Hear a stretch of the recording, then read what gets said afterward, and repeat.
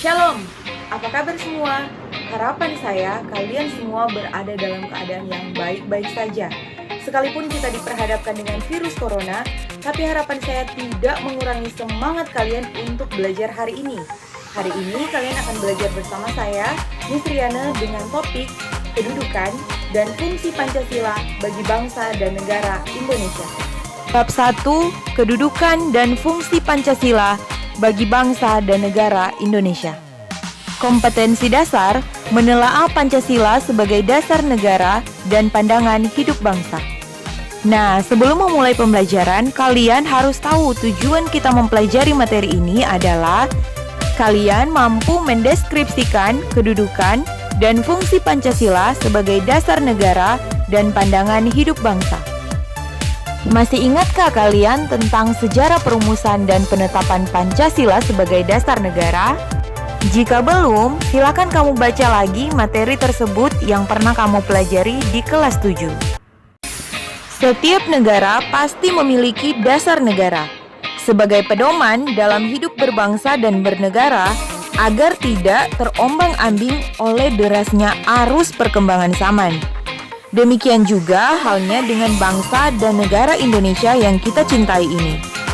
Bangsa Indonesia memiliki pandangan hidup, dasar negara, sekaligus ideologi negara yang digali dari nilai-nilai luhur bangsa Indonesia sendiri, yaitu Pancasila. Dasar negara merupakan fondasi atau landasan yang kuat dan kokoh serta tahan terhadap segala gangguan, hambatan, maupun rintangan, baik dari dalam maupun dari luar, sehingga bangunan atau gedung di atasnya dapat berdiri dengan kokoh. Coba perhatikan bangunan ini. Bangunan-bangunan ini dapat berdiri dengan gagah karena fondasi atau landasannya kuat. Sekarang coba kalian perhatikan gambar ini. Apa yang salah dengan bangunan ini? Benar, dasar atau fondasi dari bangunan ini tidak kokoh, sehingga mudah rubuh atau hancur. Kalau kita gambarkan Indonesia seperti bangunan ini, coba kita perhatikan Pancasila ada di bawahnya.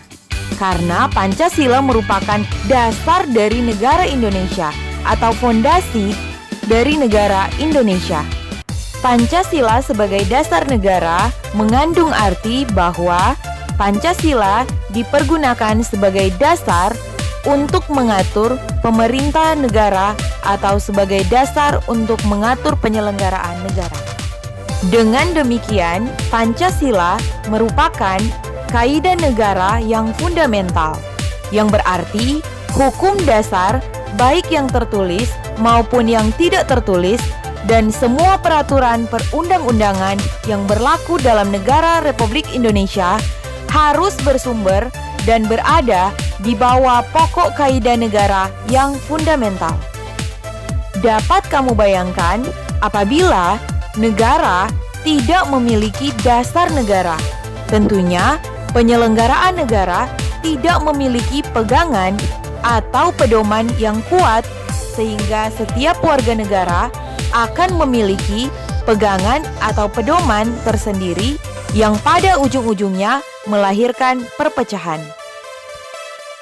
Dengan demikian, Pancasila dijadikan dasar dan tonggak dalam pembuatan segala peraturan perundang-undangan negara serta berbagai peraturan lainnya yang mengatur di berbagai bidang kehidupan, baik politik, ekonomi, sosial, budaya, pendidikan, maupun pertahanan dan keamanan. Dalam pembukaan Undang-Undang Dasar 1945 alinea keempat, dengan jelas dinyatakan bahwa Pancasila adalah dasar negara.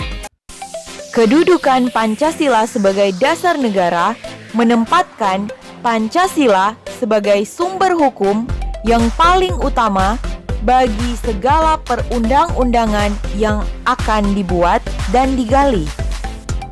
Hal ini ditegaskan dalam Undang-Undang Nomor 12 Tahun 2011 tentang pembentukan peraturan perundang-undangan bahwa Pancasila merupakan sumber dari segala sumber hukum negara. Penegasan fungsi Pancasila sebagai dasar negara dan sumber hukum juga dapat ditemukan dalam Undang-Undang Keormasan tahun 1985, yaitu Undang-Undang Nomor 5 tahun 1985 tentang keharusan semua kekuatan politik mencantumkan Pancasila sebagai satu-satunya asas dalam anggaran dasarnya. Selain itu, Undang-Undang Nomor 8 tahun 1985 juga mengharuskan semua organisasi sosial kemasyarakatan mencantumkan Pancasila sebagai satu-satunya asas. Nah, berdasarkan kedua undang-undang tersebut, Pancasila tidak hanya dianggap sebagai dasar negara, tetapi juga sebagai anggaran dasar. Anggaran dasar bagi seluruh organisasi politik, kemasyarakatan, maupun sosial keagamaan. Nah, manfaat utama dijadikannya Pancasila sebagai dasar negara adalah untuk memberi pedoman bagi bangsa dan negara untuk mencapai tujuannya melalui berbagai realisasi pembangunan serta menjadi alat pemersatu. Artinya, Pancasila dapat mempersatukan orang dari berbagai agama, suku bangsa, ras, dan golongan. Nah, bagaimana dengan materinya? Menarik bukan untuk dipelajari? Harapan saya kalian tetap terus belajar meskipun dari rumah. Minggu depan, kita masih akan ketemu dengan materi yang berbeda. Pesan saya, tetap terus jaga kesehatan dan God bless.